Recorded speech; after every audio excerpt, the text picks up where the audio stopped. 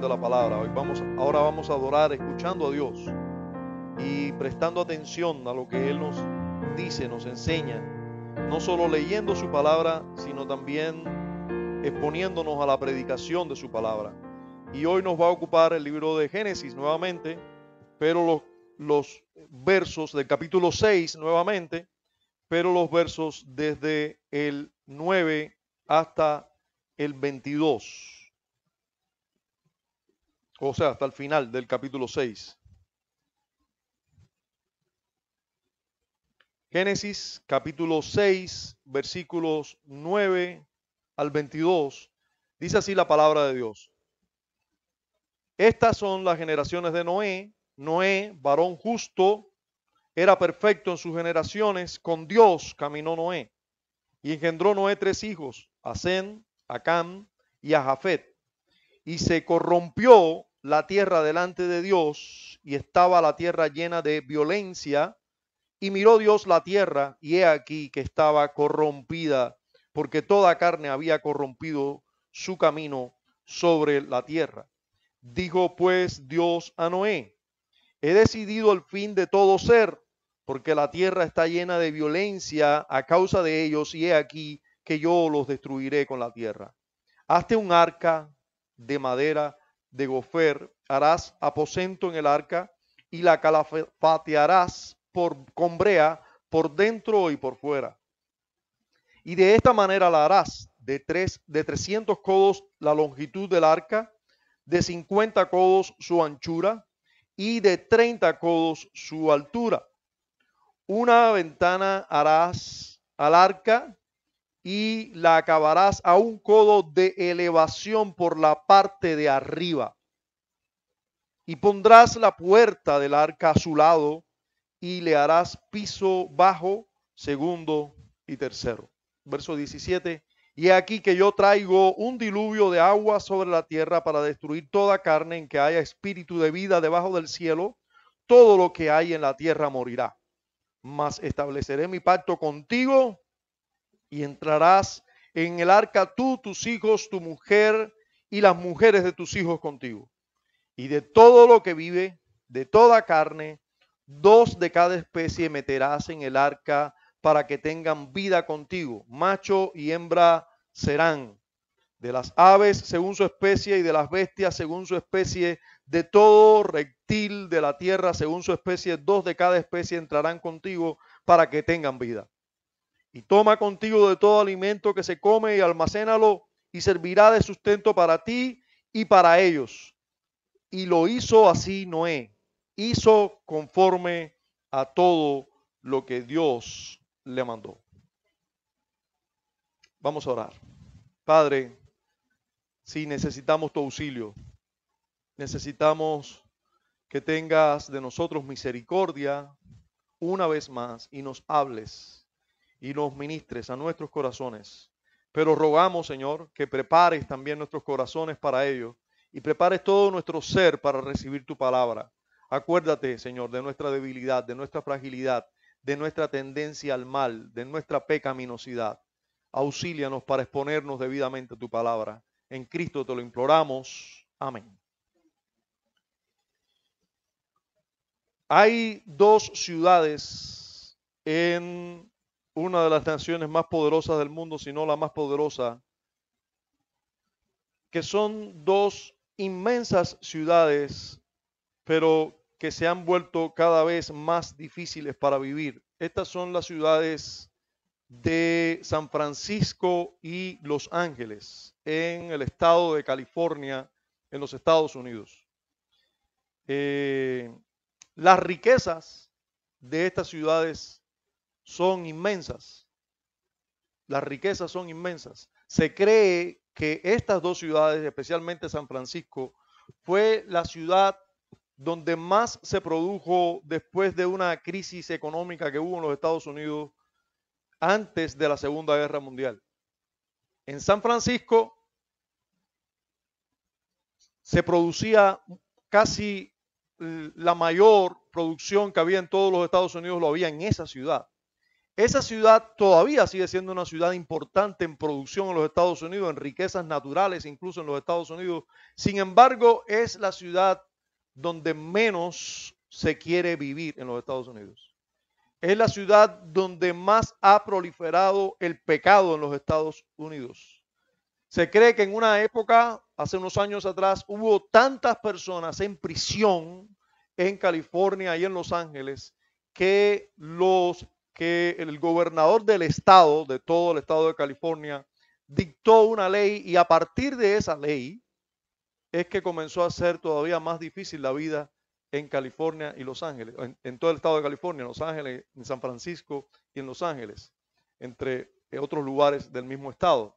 Esa ley prohibía que se culpara o se metiera en prisión a alguien que cometiera un delito menor.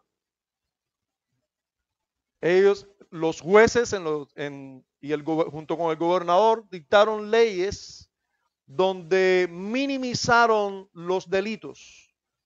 Si un delito, si un robo, como por ejemplo, no lleva la cuantía de llegar a $1,000, no es exactamente $1,000, es un número de esos absurdos de leyes, no, usted sabe, $995.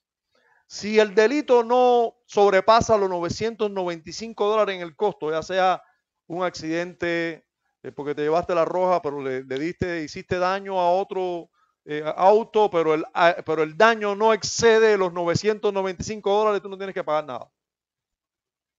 Es una causa menor.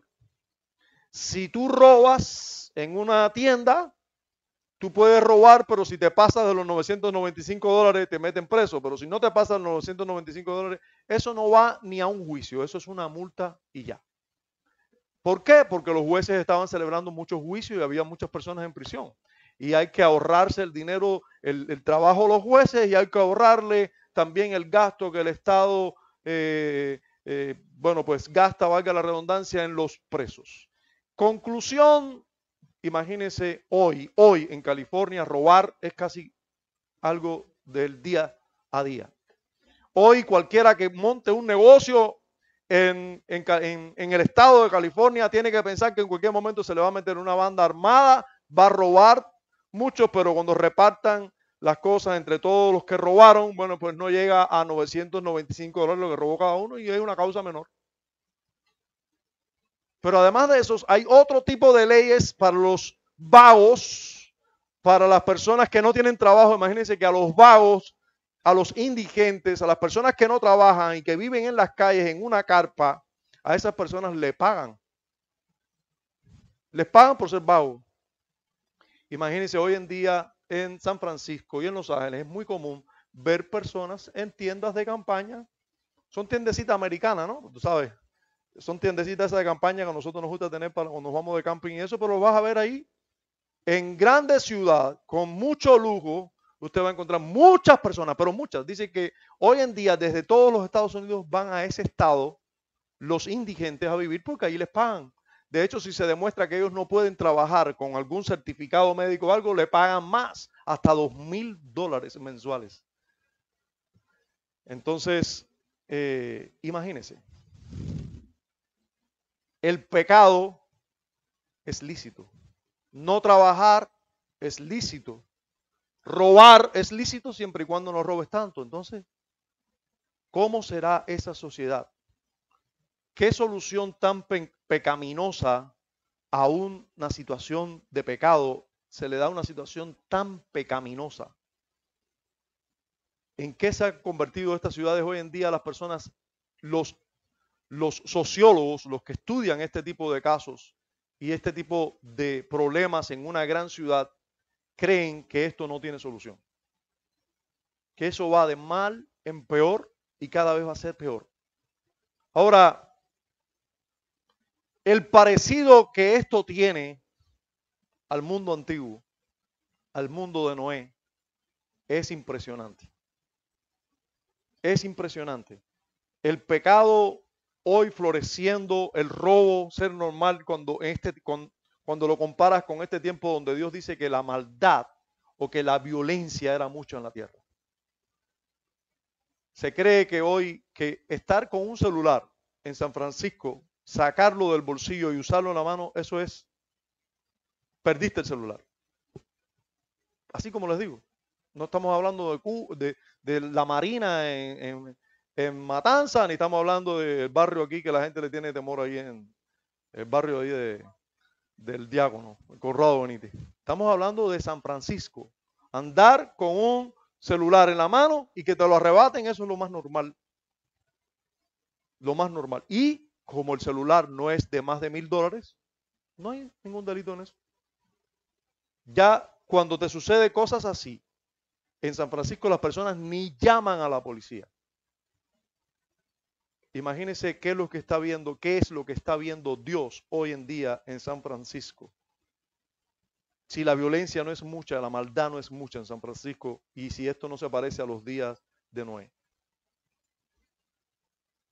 Yo pregunto, ¿cuál es la solución del aumento de la corrupción y del pecado en el mundo y en ciudades como esta? Y le estoy hablando de las ciudades punteras del mundo, de las ciudades más desarrolladas, de las ciudades más importantes, de las más industrializadas.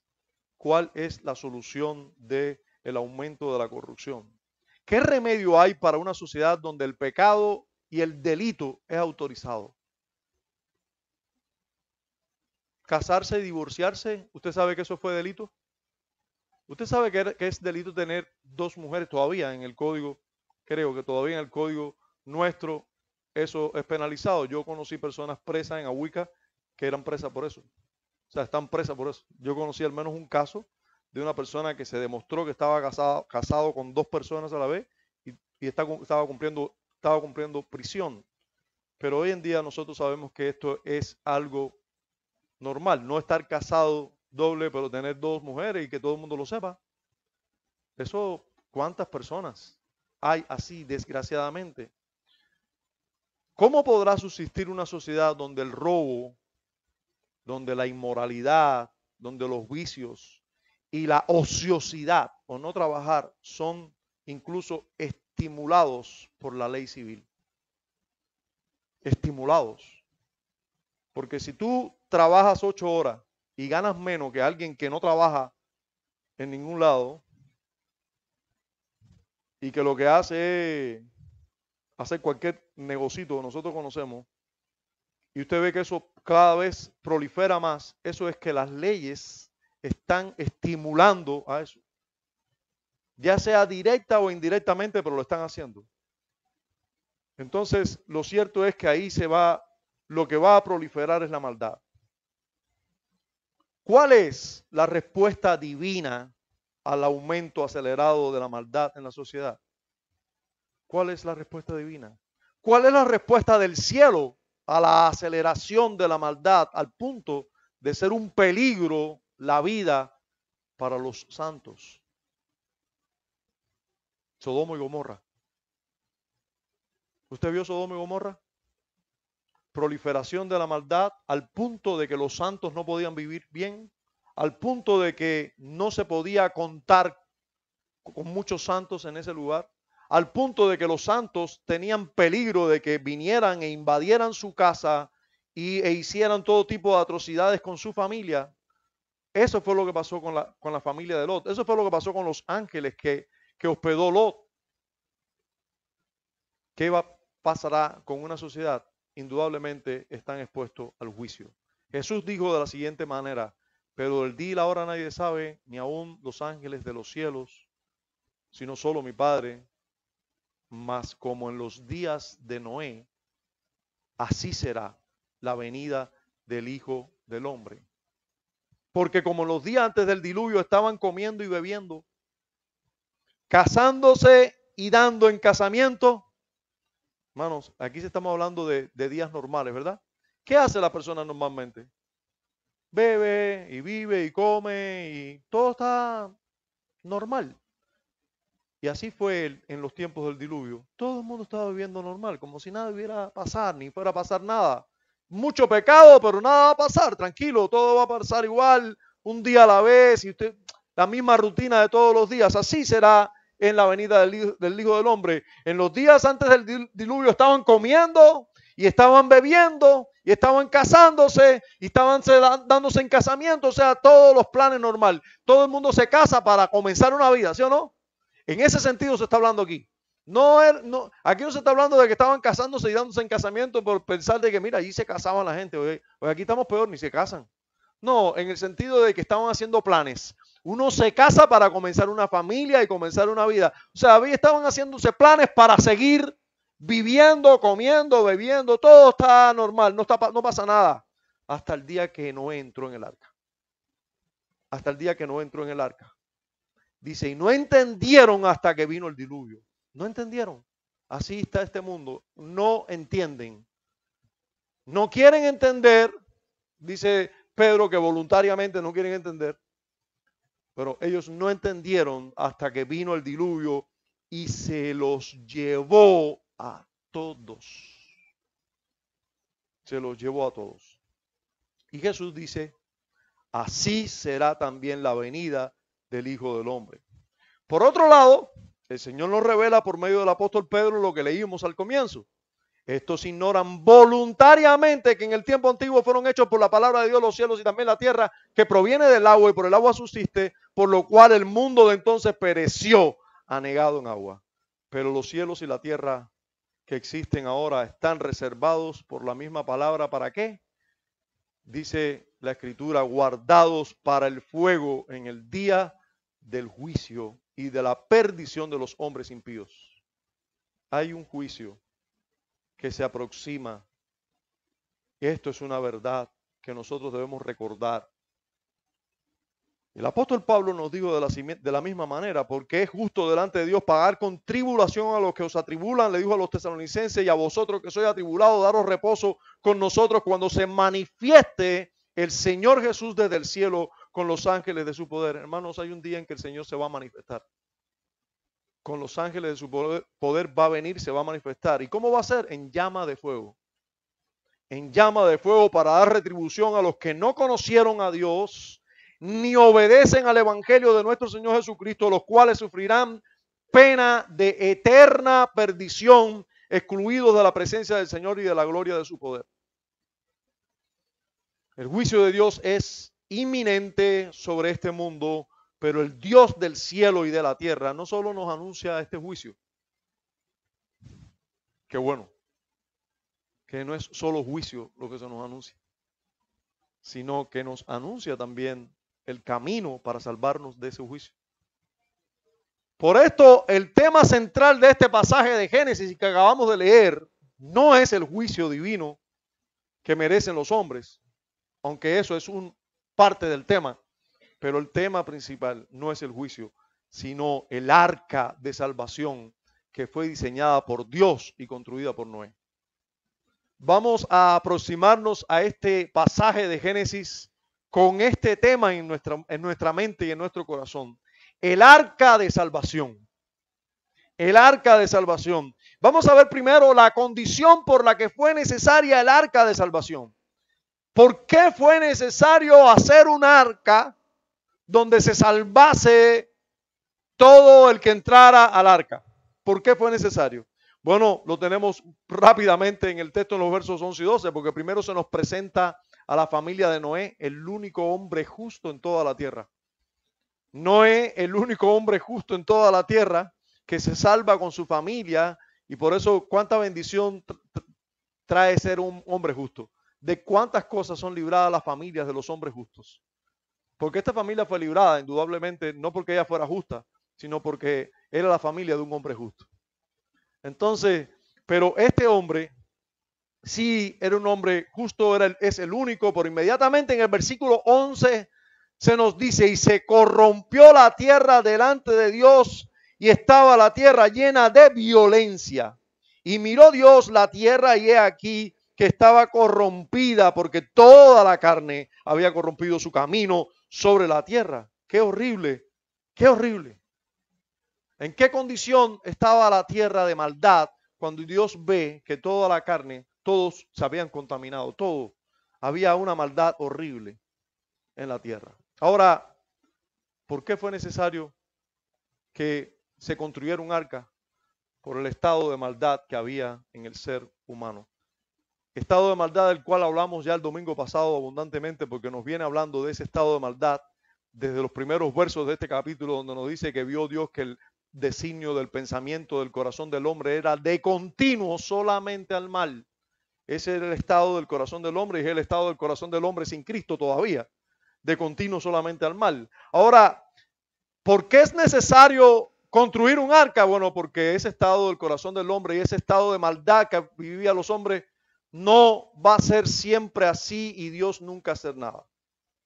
Hermanos, Dios es paciente, es longánimo, Él no ejecuta su juicio así, porque no, así somos nosotros. ¿Ve? Madre, Lee dice, yo te he mostrado poco amor, pero te voy a amar ahora dándote este consejo. Te he mostrado poco amor todo este tiempo que has estado y no te he visitado, pero te voy a dar un consejo que es muy bueno. Vas a tener muchos deseos muchas veces de darle una buena nalgada a su sed. Pero cuando tengas deseo de dársela, es el momento de no dársela. Es el momento de pensar, de decir, Gay, estate quieta, tranquila, descansa, tú mereces una nalgada a su sed, pero no te la voy a dar ahora, te la voy a dar ahorita, cuando se me pase, si es que es correcto darte la nalgada, porque Dios me manda a criarte con disciplina suya, con sabiduría, con amor incluso. Entonces no te voy a dar con ira, te voy a dar como debo darte, para disciplinarte. No es que sea malo dar nalgadas, es que dar nalgadas airado.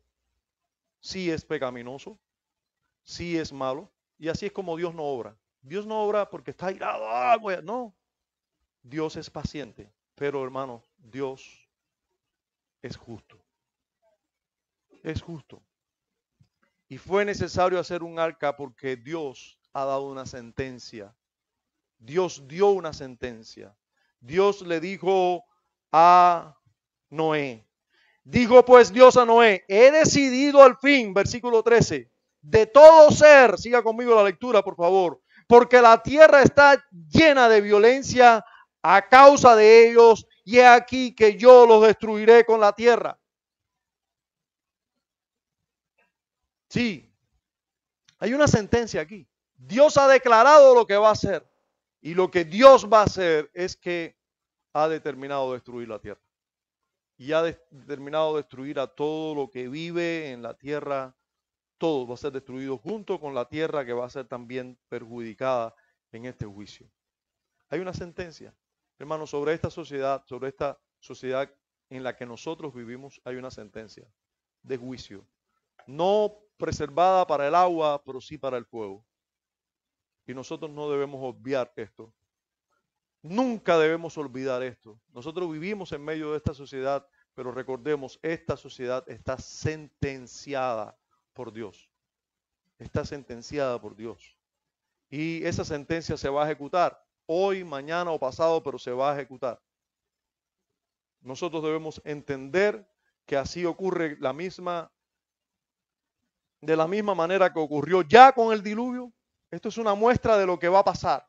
Y Jesús nos dijo, como en los días de Noé, de la misma manera va a ocurrir en nuestros días.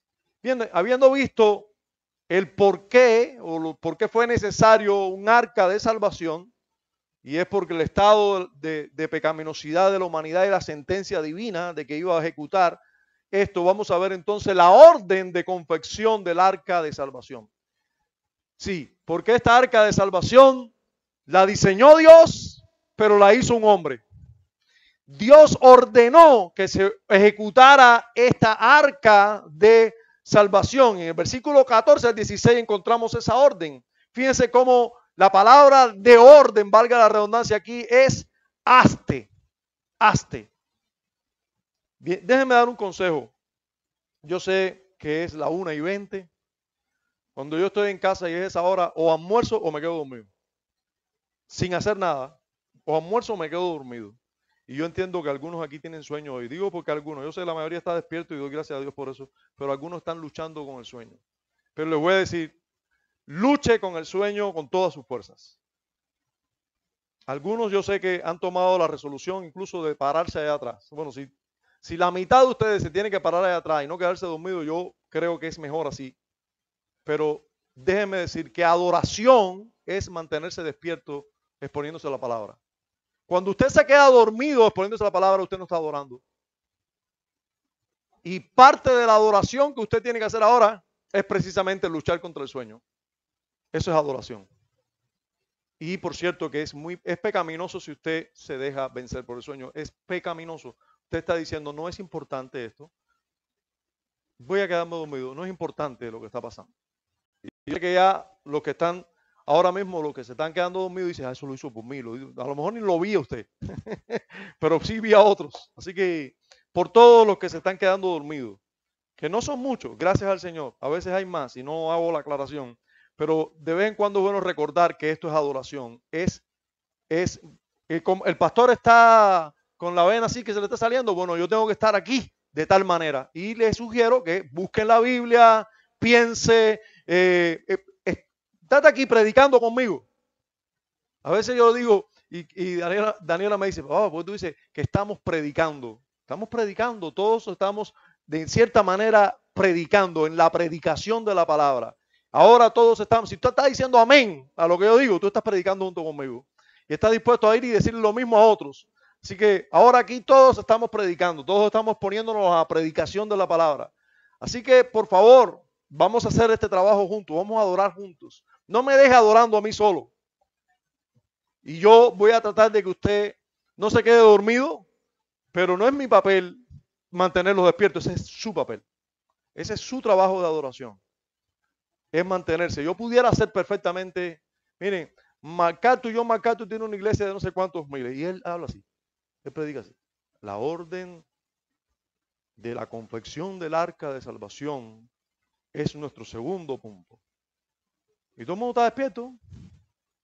No se crea, bueno, habrá de dormido, por supuesto, también, porque ahí son seres humanos también. Pero lo que me refiero es que no necesariamente esto tiene que ver conmigo, esto tiene que ver con usted. El trabajo que usted está haciendo para adorar a Dios ahí. Y si usted es lo que se mantiene despierto fácil, gloria a Dios, pero hay quienes no se mantienen despiertos con facilidad. Entonces hay que luchar, pelear y adorar a Dios. Para hacer un arca de esta dimensión había que trabajar mucho, ¿sí o no? Bueno, para escuchar la predicación hay que trabajar duro también. Esto es adoración. La obediencia tuya no es hacer el arca. La obediencia tuya es escuchar la predicación ahora. Pero es escucharla activamente. Escuchar activamente es con Biblia en mano, siguiendo la predicación, siguiendo la línea. El pastor se metió por aquí, ¿por dónde va? ¿Para dónde va? Está equivocado, yo creo. Todo eso tienes que estarlo razonando tú. Tienes que estar conmigo aquí. Entonces, miren, la palabra de orden aquí es hazte. Hazte. Primero, hay algo que hacer. Hay algo que hacer. Para Noé, que era el hombre justo en toda la tierra, Noé tenía que hacer algo. Tenía que hacer algo. Buenas obras había que hacer. Había que ocuparse en buenas obras. Y esas buenas obras era nada más y nada menos que el arca donde debía salvarse todo el que se podía salvar. Todo el que se iba a salvar en esas buenas obras del hombre justo. Entonces, hazte un arca. Versículo 14, hazte un arca de madera de gofer, harás aposento en el arca y la calafatearás con brea por dentro y por fuera. Pero vamos paso a paso. Primero, hazte un arca. Hazte un arca. La orden viene de Dios mismo. No estamos hablando de que yo sentí, nada de eso. Dios le dijo, hazte un arca. Imagínense que Dios diga hoy algo así. No, tranquilo. Dios en su tiempo habló y Dios le habló a Noé, hazte un arca. Y por ello, la obediencia a la voz de Dios, ¿qué cosa es? Fe. Eso sí es fe. Lo demás es credulidad. Tú puedes creer que Dios te dijo que te vas a ir para California a vivir.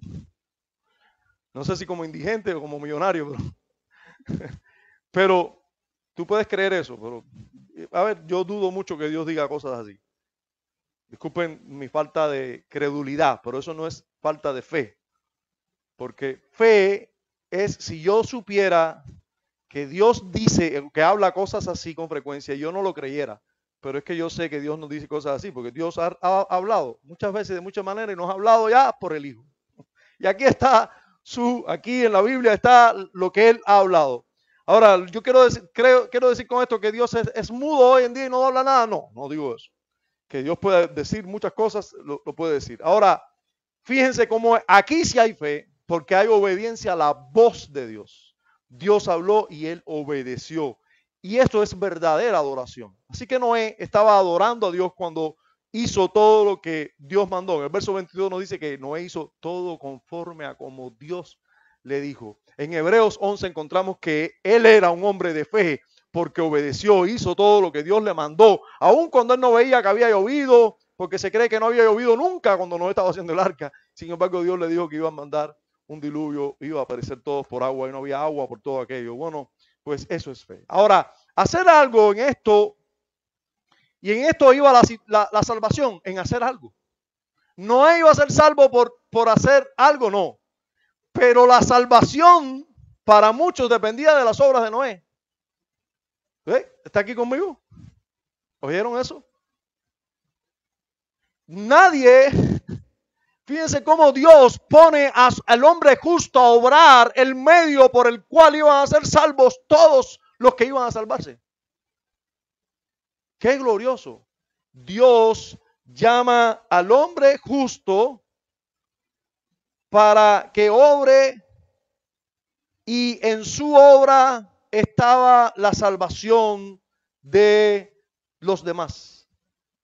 Disculpe, fue que me llamaron, me entró una llamada aquí de Fernando, por cierto. Así que después hay que llamarlo. Y posiblemente se cayó mi... No, estoy grabando todavía. El asunto es que Dios le manda a Noé a hacer el arca, y esa arca era el medio donde se iba a salvar todos los humanos y los animales que Dios iba a salvar.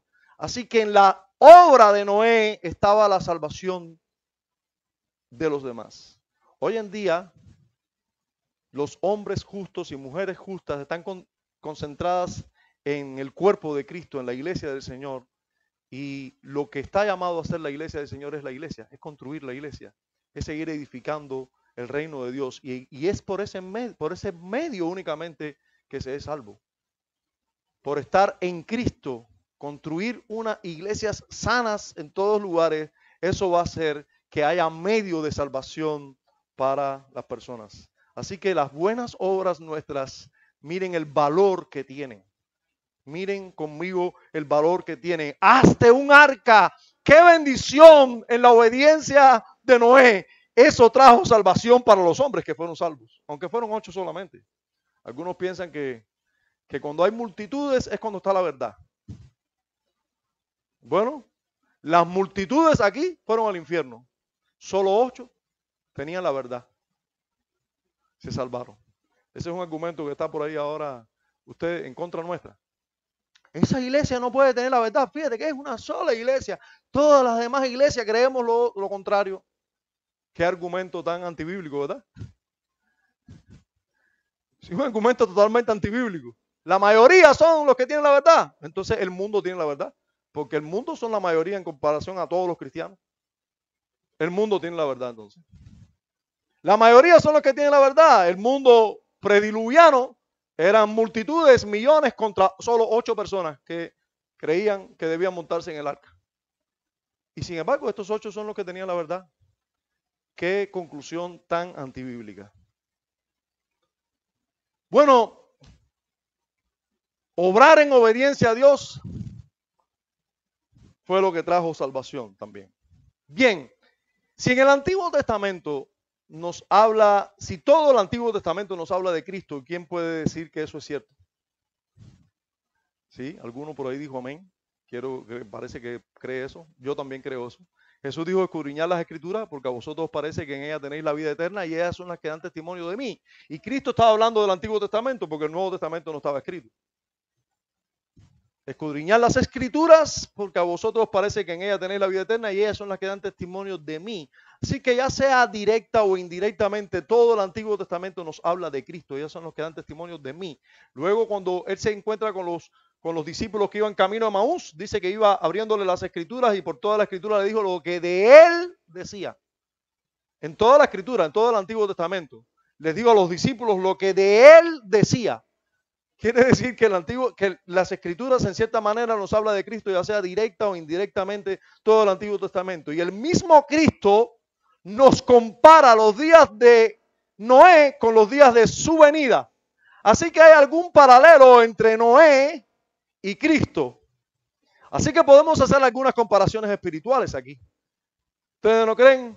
Entonces, miren las comparaciones que vamos a hacer para beneficio nuestro. La obediencia de Noé al ordenado por Dios trae salvación a muchos, ¿sí o no? Sí, así como la obediencia del Hijo de Cristo trae salvación a muchos.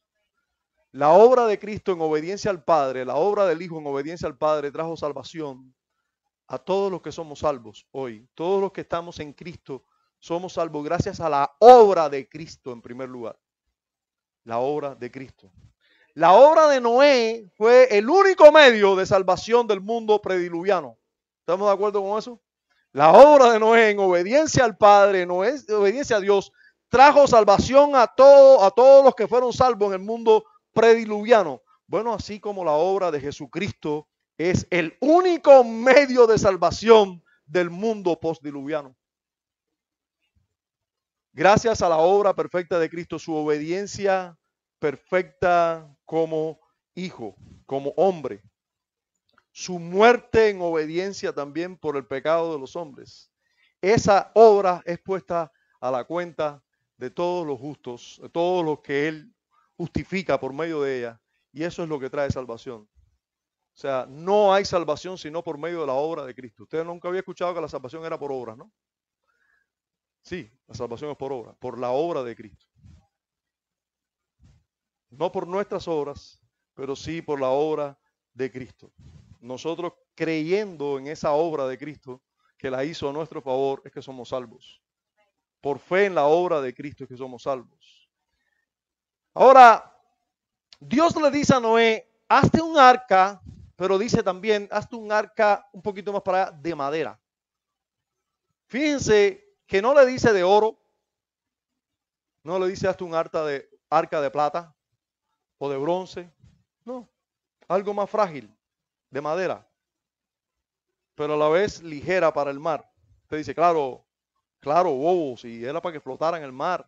¿Y ustedes no han oído hablar de los barcos de ferrocemento, de concreto y de acero? ¿No has visto los barcos de acero? Y sabes que no los hacen de oro porque es muy caro, pero flotaría igual.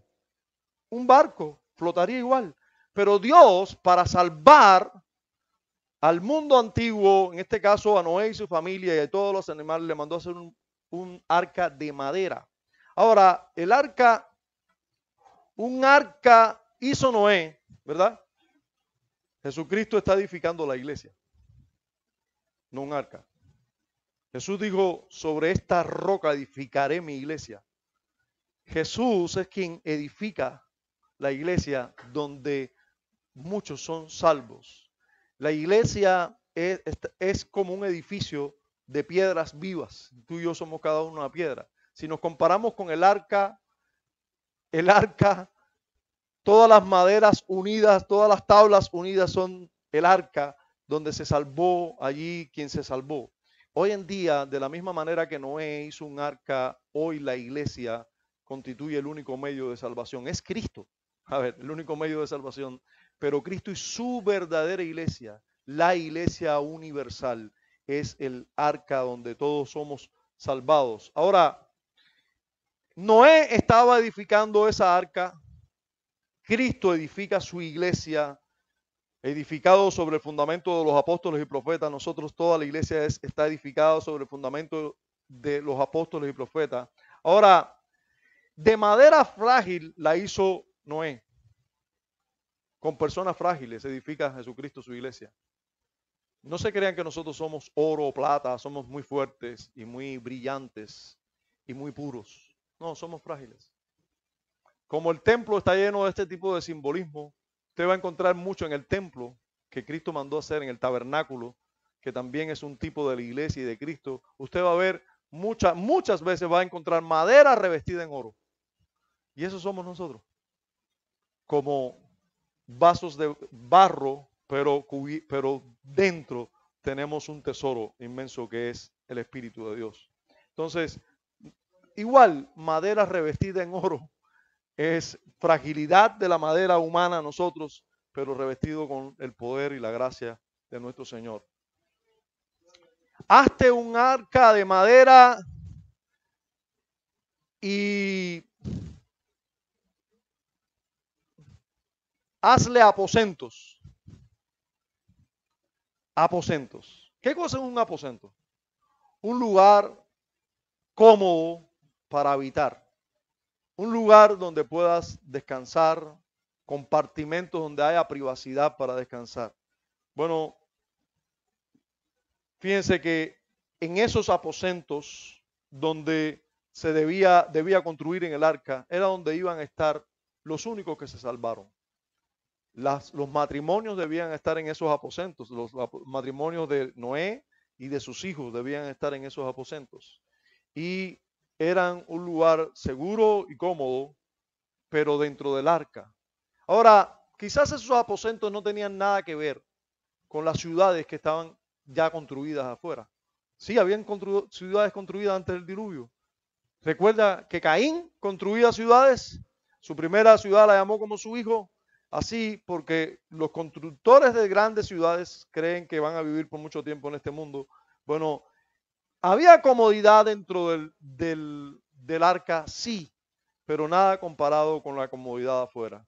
A lo mejor nosotros pensamos que en la iglesia debemos esperar más éxito y comodidad que afuera. No es así, pero sí hay deleite y comodidad dentro de la iglesia. Sí hay deleite y comodidad y bendición dentro del reino de Dios. Sí hay deleite y comodidad y delicias dentro del arca. Sí hay lugar para descansar dentro del arca. Solo que tú debes valorar lo que tú tienes dentro de la iglesia mucho más de lo que está afuera. Si usted cree que lo que está afuera es más costoso y es más importante y más valioso, pues usted va a agradarte con lo que está afuera. Pero dentro del arca hay deleite, hay comodidad, hay aposentos. Hermanos, el deleite del mundo de pecado no se puede comparar con el disfrute de las habitaciones de Dios dentro de la iglesia. El que se deleita dentro de la iglesia en los aposentos del arca, dice así: el que habita al abrigo del Altísimo morará bajo la sombra del Omnipotente. Fíjense que no es el que habita en una casa amplia y espaciosa y con piscina. No, yo no habito en un lugar amplio, espacioso, con piscina. Quizás es caluroso, quizás se va la corriente, pero el que habita al abrigo del Altísimo mora en la sombra del Omnipotente. Y eso es más importante que habitar en un lugar amplio, en una casa lujosa y donde no falta nada. Pero ¿y si falta el abrigo del Altísimo? Mejor es un día en la casa de Dios que 1000 años fuera de ella. Así habla alguien que ama los aposentos del arca. Aquí, mejor en la casa de Dios que 1000 años fuera. En su presencia hay plenitud de gozo, en su presencia. Delicias a su diestra para siempre. Yo quiero estar en su presencia. No me interesa si hay lugares lujosos o deleitosos afuera, pero en su presencia. En los aposentos dentro del arca, ahí donde yo quiero estar. No en otro lugar. Dice el texto también que algo debía hacer Noé con las tablas del arca. Debía sellarlas, calafatearlas. Es un término que se usa mucho en las personas que pescan y que hacen barcos. Calafatear con brea, dice, por dentro y por fuera. O sea, debería cubrir entre tabla y tabla, debía echar como una masilla para que no entrara agua, para que no saliera nada ni entrara nada. El arca estuviera protegida de la ira, protegida del juicio. El juicio era por agua, no debía entrar agua al barco. Así que el arca estaba bien protegida, calafateada. No había endijas por donde entrara la ira de Dios. No había endijas por donde entrara el juicio de Dios. Así el arca quedó segura del juicio del agua que iba a venir pronto. Así, hermanos, la expiación de Cristo por nuestros pecados nos libra totalmente de toda la ira de Dios. Nosotros podemos estar seguros en Cristo de que está bien calafateada nuestra vida, cubierta. No nos alcanza la ira de Dios. No nos alcanza, no nos puede alcanzar, porque Cristo murió por todos nuestros pecados. Su persona justa fue aceptada como un verdadero cordero sin mancha delante de Dios por todos nuestros pecados. No hay lugar para la ira de Dios sobre nosotros. No había lugar para entrar la ira de Dios con agua dentro del arca porque estaba bien calafateada, estaba bien cubierta. No hay lugar para entrar la ira de Dios en nosotros. Por cierto, que el centro del Evangelio, el meollo del Evangelio, es ser librados de la ira de Dios.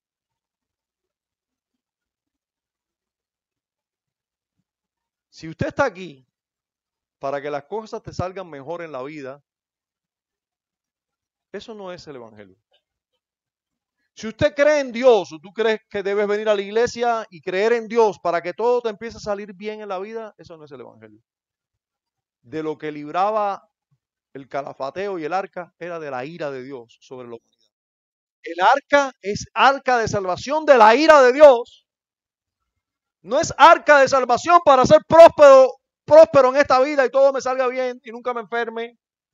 No, es próspero en relación a no ser tocados o maltratados y consumidos por la ira de Dios. Así que el arca fue un arca de salvación de la ira de Dios. Dice también nuestro texto que Noé debía ser un arca con ciertas dimensiones. 300 codos de largo, 50 codos de ancho y 30 codos de altura.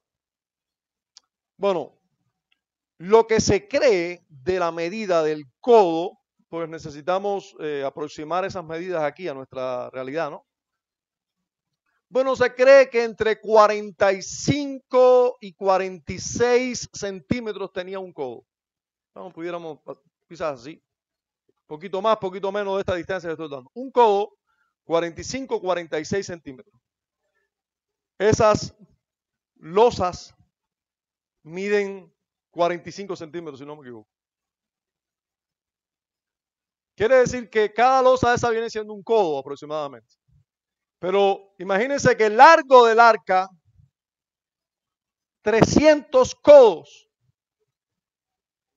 Estamos hablando de varios metros, casi 150 metros. Casi 150 metros de largo. ¿Usted sabe lo que son 150 metros de largo? Todo el mundo sabe lo que es una cuadra, ¿verdad? Bueno, una cuadra de verdad, una cuadra larga, esa de diablo, sí, así.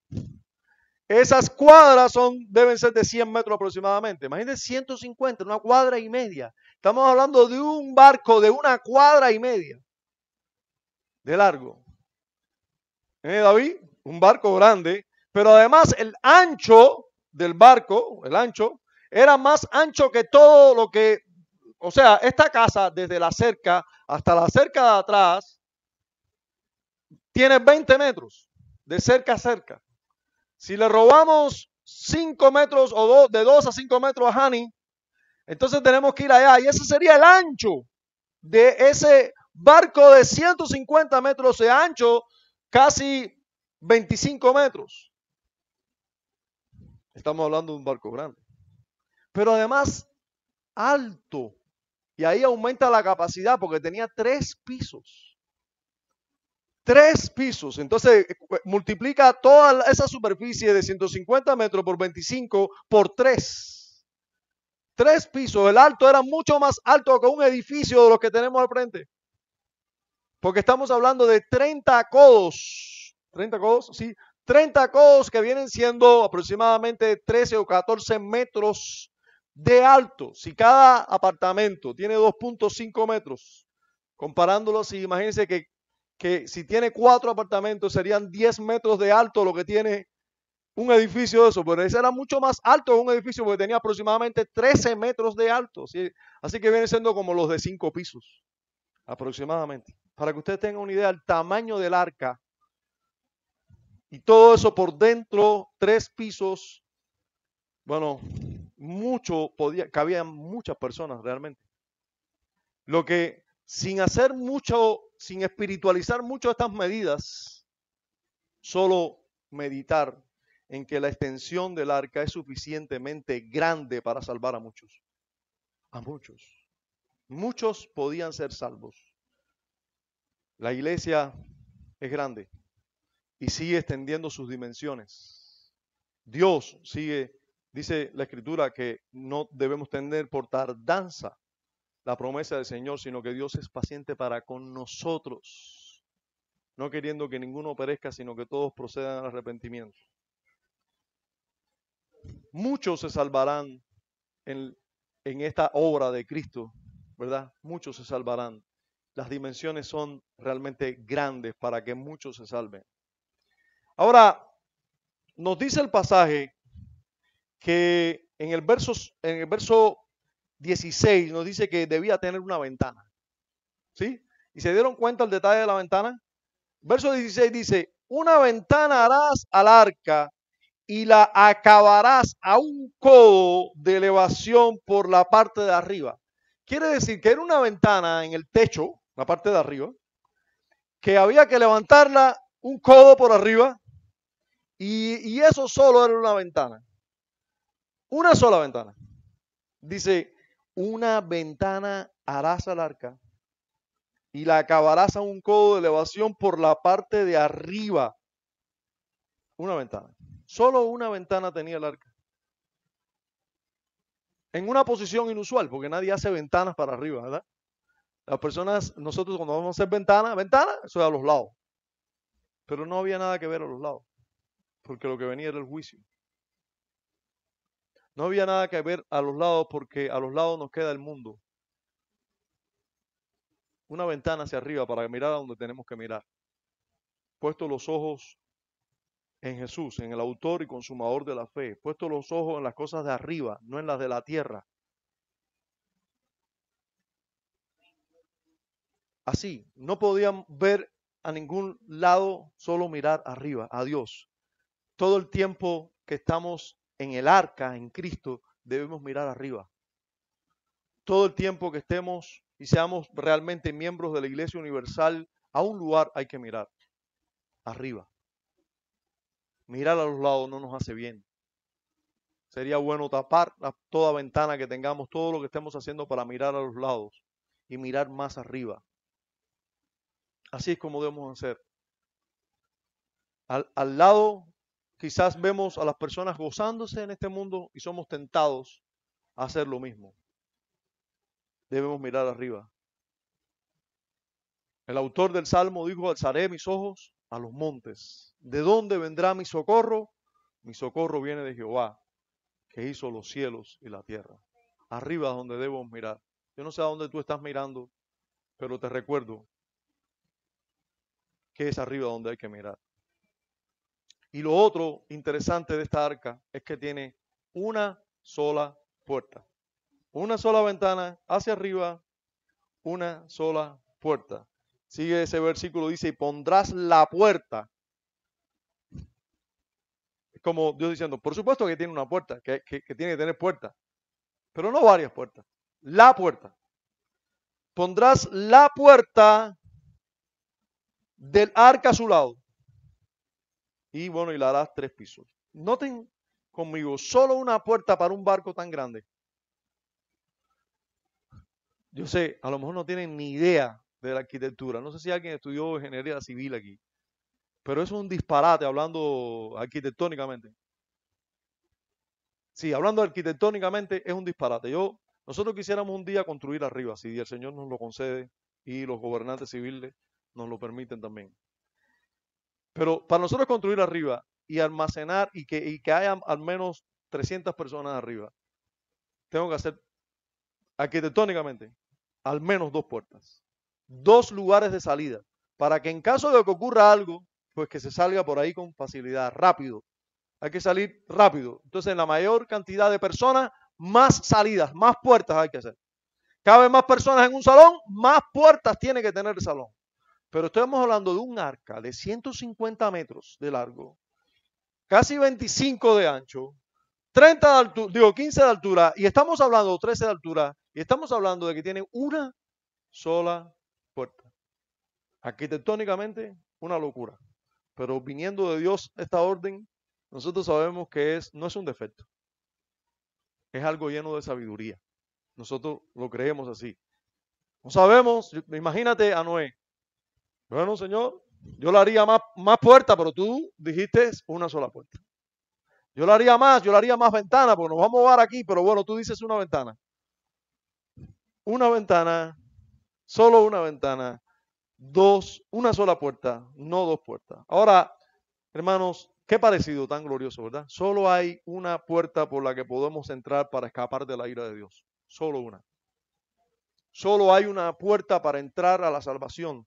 Y esa puerta es Jesucristo. Toda la escritura habla de él. Noé y esta historia del arca y este suceso histórico real del arca nos habla y nos apunta a Cristo, la única puerta por la que podemos entrar y ser salvos. Jesús dijo explícitamente, de cierto os digo, el que no entra por la puerta en el redil de las ovejas, sino que sube por otra parte, ese es ladrón y salteador. Digo, mas el que entra por la puerta, el pastor de las ovejas es. O sea, yo soy el pastor de las ovejas, luego dice. Y en el verso 9 dice, yo soy la puerta. El que por mí entrare será salvo, y entrará y saldrá y hallará pastos. Intentar entrar por un lado que no sea el de la puerta en el arca era un esfuerzo inútil, por supuesto. Todo estaba calafateado, no se podía entrar por otro lugar. Bueno, de la misma manera, déjeme decirte, amigo, los que quieren entrar por otra puerta a la iglesia están perdiendo el tiempo. Entrar por medio de buenas obras, estás perdiendo el tiempo. Entrar por medio de ritos religiosos, no, yo canto los himnos, yo levanto las manos, yo vengo a la iglesia. Entrar por medio de ritos, yo vengo a la iglesia bíblica de Jesucristo, no a cualquier iglesia, no a la iglesia arminiana, no, igual. No es la puerta de entrada. ¿Cuántos sacrificios religiosos? Algunos dicen, bueno, yo voy ahí cada domingo y para usted es un sacrificio. Para los creyentes es un deleite. Para ti, un sacrificio. Pero ese sacrificio no lleva a ningún lugar, al infierno lleva. No te va a librar de la ira de Dios. Ninguno de esos intentos de entrar al arca de salvación. Hay una sola puerta. Solo por medio de Cristo se puede entrar al arca de salvación. ¿Usted recuerda cuando Jesús le dijo a Pedro y a todos sus discípulos, ¿quién creen ustedes que es el Hijo del Hombre?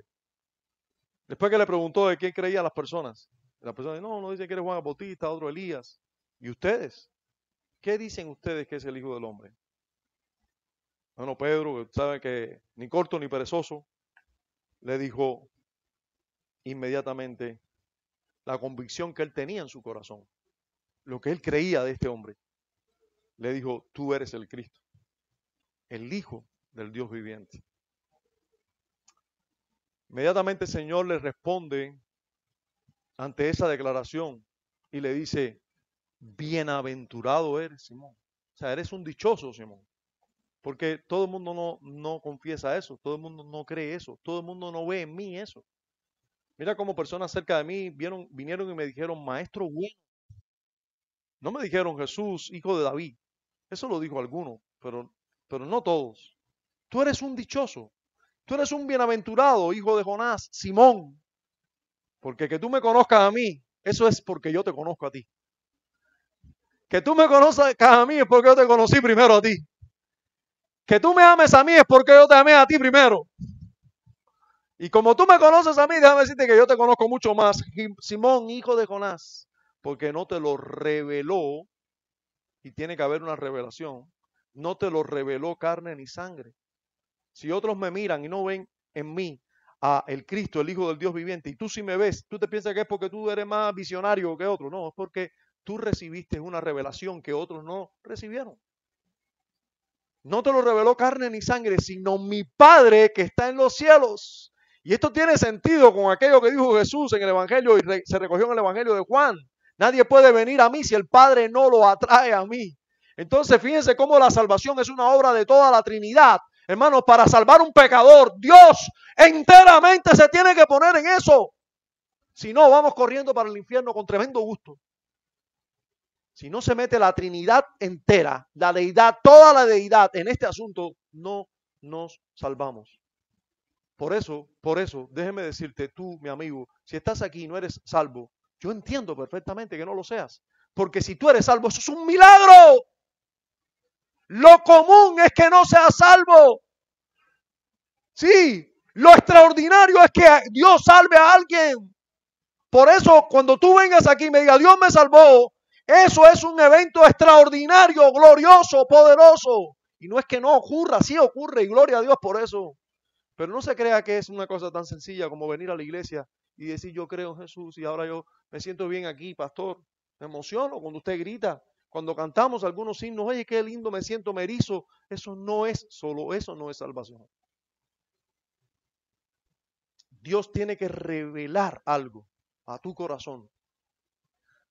Y eso se va a declarar con palabras. Tú eres el Cristo, el Hijo del Dios viviente. Aunque nadie lo haya dicho antes, yo lo digo, te miro, estoy seguro que estoy viendo al Cristo, el Hijo del Dios viviente, el que esperamos todo. Tú eres. Eres un dichoso, Simón, hijo de Jonás. Eso no te lo reveló carne ni sangre. Déjame decírtelo. Eso fue mi Padre quien te lo reveló. Y yo también te digo que tú eres Pedro. Miren la respuesta de Jesús. Y sobre esa roca,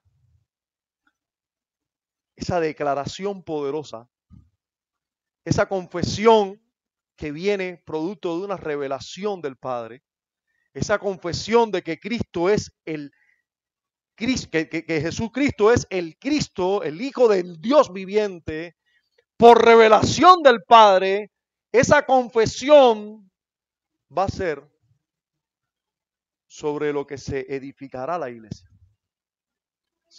O sea, que todo verdadero cristiano va a ser un bienaventurado, todo el que sea cristiano de verdad, va a ser un dichoso que Dios le va a revelar que Cristo o que Jesús es el Cristo, el Hijo del Dios viviente que vino a vivir y a morir por él. Va a creer eso y va a confesarlo. Sobre esta roca edificaré mi iglesia. Sobre esa declaración poderosa que has hecho, edificaré mi iglesia. Cada piedra que sea puesta en mi iglesia, en este edificio, va a ser una piedra que confiesa que Jesús es el Señor, el Cristo, el Hijo del Dios viviente. Ese es el material con el que será formado la iglesia. No hay otra entrada a la iglesia. Solo esa. No hay otra manera de ser una piedra viva de este edificio. Solo esta. No hay otra. Sobre esta roca edificaré mi iglesia y las puertas del Hades no prevalecerán contra ella. No hay enemigos allí. No puede entrar el enemigo allí. Porque estos son guardados por mi Padre. Nadie los podrá arrebatar de su mano sobre esa roca. A eso sé que hay muchos que quieren inventar otras entradas, pero no hay otras entradas. Esa es la única entrada. Revelación de Dios Padre, a que tú veas en Cristo a tu Salvador y mires a Él con fe. Jesús dijo que había una sola puerta, es esa. La única puerta para entrar a la iglesia. Revelación de Dios, por revelación de Dios, ver en Cristo al Salvador. En otro pasaje, Jesús dice, entrar por la puerta estrecha. La puerta estrecha, la singular. La puerta estrecha, porque ancha es la puerta y espacioso el camino que conduce a la perdición y muchos son los que entran por ella. Porque estrecha es la puerta y angosto el camino que lleva a la vida y pocos son los que la hallan. Solo una puerta.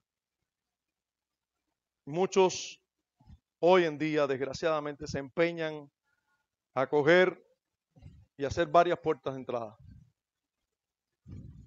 Diversas puertas de entrada. pero hay una sola puerta. Y déjenme decirle que es estrecha. Las personas quieren ampliar las puertas. Vamos a empezar a cantar coritos que le gusten a los niños, a los jóvenes, a los... Miren los jóvenes cómo se están yendo. Quieren abrir otra puerta para los jóvenes. Entonces vamos a darle responsabilidad, vamos a empezar a tener un grupo aquí de pandero o de danza y así los mantenemos activos dentro de la iglesia. Estamos queriendo abrir una puerta para que entren. Queremos suavizar el evangelio. Por ahí supe que hay hasta una Biblia manga. ¿Has escuchado eso? Bueno, yo me enteré recientemente. Así que tu admiración y tu sorpresa la entiendo perfectamente. Sí, hay parece que es una Biblia ilustrada. A mí ni me pregunte qué cosa es manga, porque realmente estoy frito en el término. No obstante eso, tengo un nieto que sí sabe eso y ha intentado darme algún curso. Y yo le he dicho, no soporto más. Todo un mundo de fantasía y de mentira lo que estás viendo. Y me dice, sí, abuelo, sí. Pero hay Biblia manga. O sea, hay supuestamente parece que es una Biblia ilustrada, donde los muñequitos, porque vi una portada, donde las ilustraciones son dibujos en forma de esas series animadas llamadas mangas. Disculpen si no les expliqué correctamente, pero supongo que sea algo así. Los personajes de las mangas casi todos son larguiruchos, flacos, bien delgados espérate, y muy medio afeminados también. Sí puede ser. O sea, ya le digo, no conozco mucho el mundo, pero sé que es un esfuerzo más. Yo no quisiera juzgar las intenciones, pero sé que muchas veces es abrir puertas que Dios no ha abierto. Muchas veces es abrir puertas que Dios no ha abierto. Yo entiendo si es un problema cultural, que es porque quieren llegar a ese mundo de jóvenes que solo ven mangas y llegar el evangelio a ellos. Bueno, no quisiera ni hablar de eso. Pero hoy yo sé, hay muchos que se empeñan de hacer la puerta amplia o de lo contrario, hacer muchas puertas para que entren de muchas maneras, como si Dios estuviera pobrecito necesitado de que tú abras más puertas para que entren más personas al arca. ¿Por qué hizo solo una puerta, Dios? Porque hay una sola manera de entrar al reino de Dios. Hay una sola manera. Y es por medio de Cristo solamente. Hermanos, terminamos. Vamos a terminar hablando de la eficacia del arca, porque así termina nuestro texto. Esa arca es suficiente para salvar. Esa arca de salvación es eficaz para salvar. Porque cuando Dios ordena algo para salvar, es suficiente y eficaz para salvar. En los versos 17 hasta el final se nos dice, y he aquí que yo traigo un diluvio de agua sobre la tierra para destruir toda carne, en que haya espíritu de vida debajo del cielo. Todo lo que hay en la tierra morirá. Pero, más, es lo mismo que más estableceré mi pacto contigo y entrarás en el arca tú, tus hijos, tu mujer y la mujer de tus hijos contigo. Note que Noé no había hecho nada. Todavía se le estaba dando la orden. Él no había hecho nada. Pero Dios dice, voy a hacer mi pacto contigo y tú vas a entrar al arca. Yo supongo que Noé dijo, bueno, Señor, yo no he hecho el arca. Y ya tú me estás diciendo, me estás asegurando que en este pacto yo voy a entrar en el arca. Sí. Porque recuerda, Noé, que yo pongo el querer y el hacer. Recuerda, Noé, que yo te doy la orden, tú la vas a hacer, pero ocúpate con temor y temblor. Porque soy yo el que pone en ti el querer y el hacer por su buena voluntad. No, pastor, eso es en el Nuevo Testamento y esto aquí es el Antiguo. Y yo pregunto, ¿y no es una verdad para siempre? La verdad dicha allí no era una verdad aquí.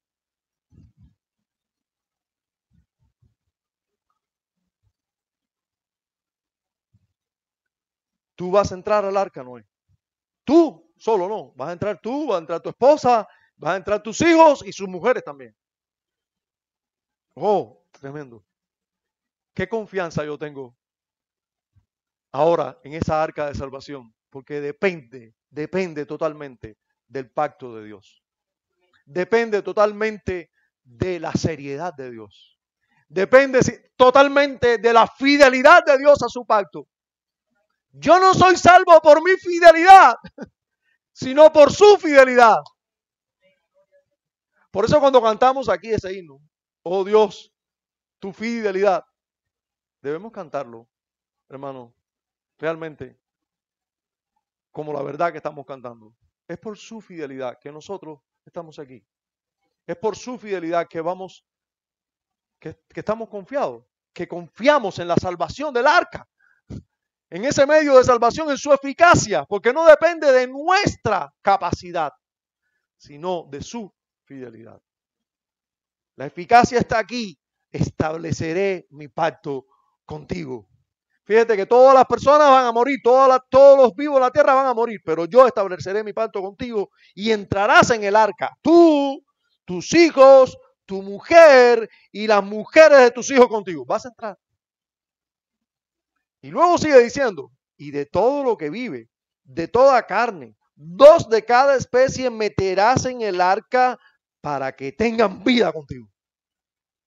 Tú los vas a meter en el arca y van a tener vida contigo. Macho y hembra serán, de las aves según su especie, de las bestias según su especie, de todo reptil de la tierra según su especie, 2 de cada especie entrarán contigo para que tengan vida.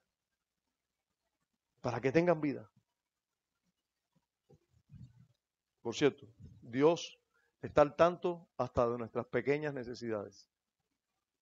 Pues mira cómo dice, y toma contigo de todo alimento que se come y almacénalo y servirá de sustento para ti y para ellos. Qué bueno que Dios está también en las cosas pequeñas. ¿Verdad, Qué bueno, porque así le podemos pedir hasta para, Señor, que mira no desayunado, que mira que el pan, mira que el aceite. Sí, esas son pequeñas cosas, pero son importantes. Y Dios lo sabe y dice, y lleva todo alimento y guárdalo porque va a servir de sustento para ti. No crea que yo te voy a sostener cuando estés en el arca, en el diluvio, como me he presentado aquí tan poderosamente, yo no te voy a sostener esos días. Lleva provisión. Yo no te voy a mandar un cuervo a alimentarte, aunque lo puedo hacer. Lleva provisión para esos días. Hermanos, Dios salva, el medio es eficaz para salvar de la ira y del juicio de Dios. Nuevamente recuerden, la iglesia, Dios y la salvación no es salvación de todos tus problemas. Salvación de un matrimonio que es un infierno. Si quieres que todos tus problemas se resuelvan, ven a Cristo. Hermano, eso no es la salvación. Ese no es el evangelio. Realmente, si estás aquí con esa expectativa, disculpa por desilusionarte. Ahora que yo voy a la iglesia, a mí me han dicho que yo voy a la iglesia, todo me iba a salir bien, y iba a empezar a conseguir trabajos buenos y prósperos, y Dios me iba a bendecir en todo lo que yo haga. Te engañaron. Te engañaron. Entra al arca y vas a ser librado de la ira de Dios. Eso es lo único que se te garantiza. Lo único que se te garantiza es eso. Pero no voy a ser más próspero. Disculpa, permiso, perdón. Te va, no hay problema. Pero realmente la salvación que Dios ofrece es de la ira. Versículo 17, voy a destruir a todos, pero tú vas a entrar al arca y vas a ser librado de la ira. Y todo el que entre se va a salvar y va a vivir. Eso es lo que se promete en la salvación. El arca de salvación lo que brinda es esto. Ahora, ¿estoy diciendo que Dios no ayuda a sus hijos? No, no estoy diciendo eso. ¿Estoy diciendo que te va a ir peor cuando estés en la iglesia? No lo sé. Dios no promete eso. Él promete que cuando estés en angustia, Él va a estar contigo. Que cuando pases por las aguas, ellas no te van a negar. Que cuando pases por el fuego, no te va a quemar, porque Él va a estar contigo. Por supuesto que Dios es nuestro Padre, que está en los cielos, y un padre cuida a sus hijos. Ahora, ¿te estoy diciendo con esto que todo debe ir bien? No. Dios nunca ha prometido eso. Nunca lo ha prometido. Quizás sea así contigo. Quizás sea todo lo contrario contigo. La eficacia de la salvación depende del pacto. Entrarás en el arca tú. Todo lo que entre en el arca será salvo de la ira. Voy a terminar diciéndote que la eficacia del arca se sustenta en la obediencia de Noé también. ¿Cómo es eso? Sí, porque Noé es un tipo de Cristo.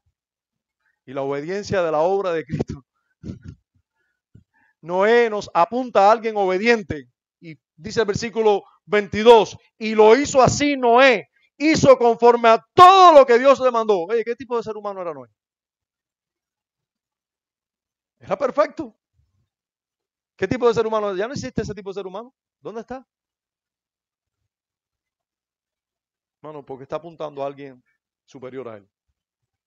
Pero además, porque realmente la iglesia de Cristo, va a obrar así. ¿Se va a equivocar? Sí. Eso me dice a mí que Noé hubo días que no trabajó de la misma manera. No, eso no excluye que Noé todos los días no trabajó de la misma manera. No obedeció todos los días excelentemente, pero lo hizo tal y como Dios lo mandó. A lo mejor debía cumplir el plan quinquenal antes de no sé qué día, para la fecha del 26 de julio. Pero no, a lo mejor se salió más tarde, pero salió. Lo hizo tal como Dios lo mandó. Lo hizo, Noé obedeció. Y sabes, hubo solo un hombre que obedeció todo al pie de todo minucioso, y ese fue Cristo. Nuestro Señor obedeció todo lo que el Padre le mandó y eso trajo salvación a muchos. No hay que ser muy inteligente para notar el estado de decadencia espiritual y moral en la que se encuentra nuestra sociedad. Basta mirar, basta escuchar cómo se expresan las personas a nuestro alrededor. Yo a veces quedo tristemente abismado cómo algunos niños le contestan a sus madres, cómo algunos jóvenes ofenden a sus padres. Creo que puedo escuchar en este tiempo una sentencia divina similar a los tiempos de Noé. Creo que puedo escuchar que Dios mira a la tierra que está corrompida porque toda carne había corrompido su camino sobre la tierra.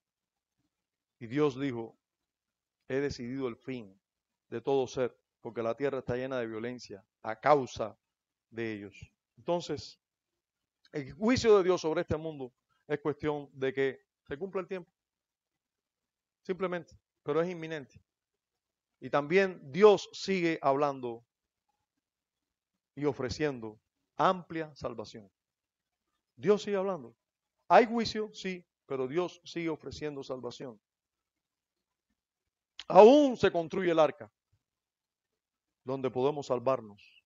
Aún hay esperanza de salvación y la puerta aún está abierta. Aún está abierta. Debemos escuchar en medio de la bulla del pecado, en medio de la bulla de maldad, que también se levanta una voz diciendo, entrad por la puerta estrecha. Yo soy la puerta. El que por mí entrare será salvo y entrará y saldrá y hallará pastos. Venid a mí todos los que están trabajados y cargados y yo os haré descansar. Mirad a mí y sed salvos todos los términos de la tierra, porque yo soy Dios y no hay más. Todavía se puede escuchar esa voz.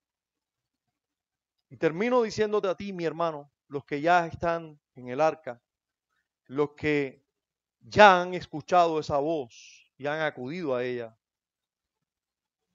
Tú que has acudido al buen pastor, tú que has mirado a Cristo y visto en Él el Salvador de tu alma, hoy eres parte de Cristo.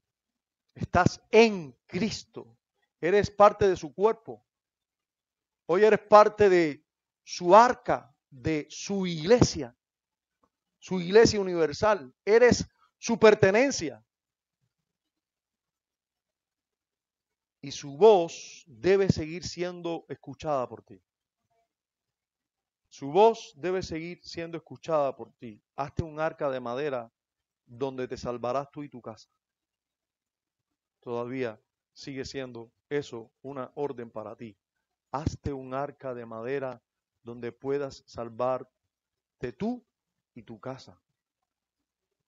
Todavía debes escuchar una voz que dice así: haz una ventana por donde me mires a mí y clames a mí todos los días.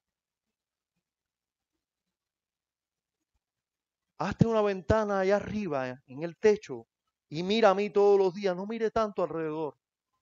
No mires a tu alrededor. No codicies lo de alrededor. No te compares con el mundo. Mírame a mí. Debe ser todavía una voz que debes escuchar. Entra en el arca, tú y tus hijos, tu mujer y las mujeres de tus hijos contigo. Entra en el arca.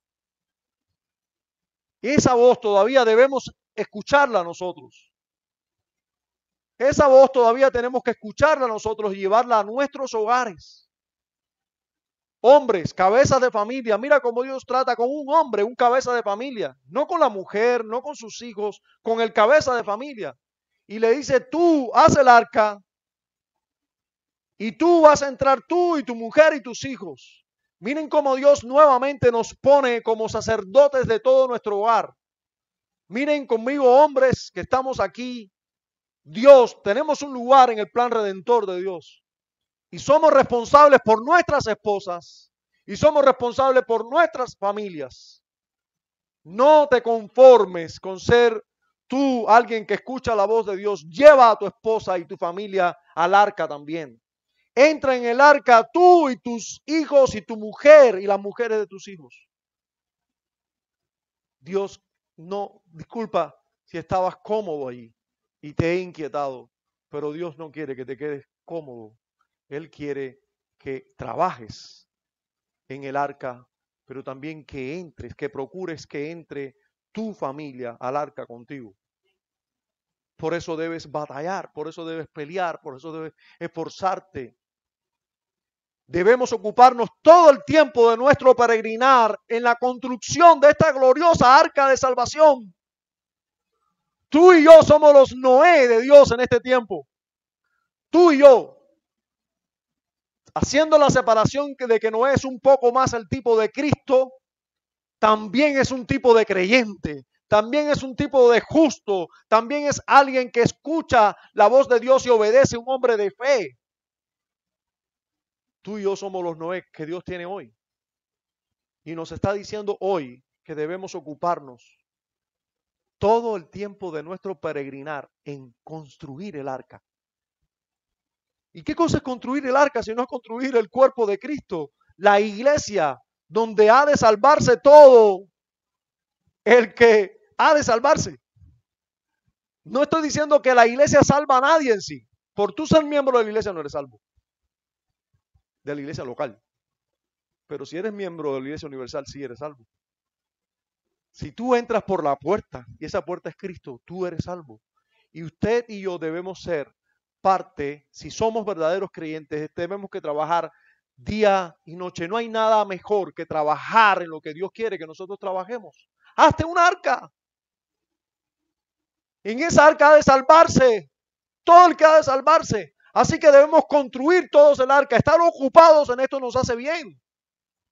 Estar ocupados en construir el arca nos hace bien, nos santifica. No nos conviene estar ociosos. No nos conviene estar en las casas del mundo y en las cosas del mundo. Nos conviene estar ocupados en el único medio por el cual se puede salvar una persona, por medio de Cristo y por medio del medio que Cristo estableció, su iglesia. Estar ocupados en esto es la mejor y más conveniente de las ocupaciones para todos los Noé. Nosotros tenemos una empresa alta y gloriosa en la que debemos ocuparnos día y noche. Padre, gracias. Gracias por renovar nuestro llamado y nuestro voto a servirte, a ir a ser discípulos a todas las naciones, bautizándoles, De alguna manera todos nosotros debemos participar en eso. De alguna manera todos los Noé debemos participar en eso. De alguna manera todos los verdaderos creyentes, todos los justos, que estamos seguros del eminente juicio tuyo sobre la humanidad, debemos participar en eso. Concédenos, Señor, ocuparnos a todos en eso. Nosotros queremos que tú nos ocupes en eso, Señor. No nos dejes perder tiempo en este mundo. No nos dejes estar mal ocupados en este mundo. Concédenos, Señor, realmente servirte todo el tiempo de nuestro peregrinar, hasta el último aliento. Concédenos servirte. En Cristo te lo imploramos. Amén.